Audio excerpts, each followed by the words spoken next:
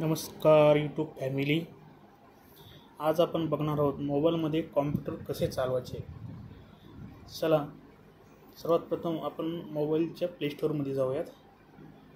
Play Store open करतोय. प्लेस्टोअरला open केल्याच्यानंतर इथं सर्च बॉक्सला क्लिक करायचं आहे. सर्च बॉक्सला क्लिक केल्यानंतर आपल्याला इथं टाईप करायचं आहे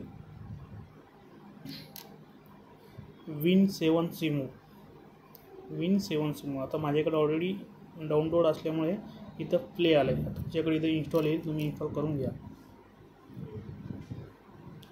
यानंतर अशा पद्धतीचा इंटरफेस आपल्यासमोर ओपन होईल. डाटा एंटर होत आहे.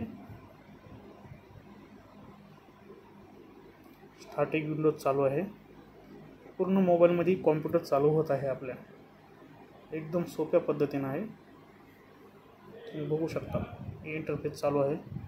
विंडोज आता इथं आपल्याला गेस्टला क्लिक करायचं आहे. या गेस्टवरती क्लिक करा. हे बघ आपल्यासमोर कॉम्प्युटर स्क्रीन ओपन झालेली आहे. इथं आपण प्रेस करून रिफ्रेश पण करू शकतो. फिंगरने प्रेस करा. फिंगरने प्रेस करून रिफ्रेश करू शकतो. हे बघ फिंगर प्रेस रिफ्रेश परत एकदा प्रेस आणि रिफ्रेश करू शकतो. ओके. यामध्ये आपण माय कॉम्प्युटर देखील ओपन करू शकतो.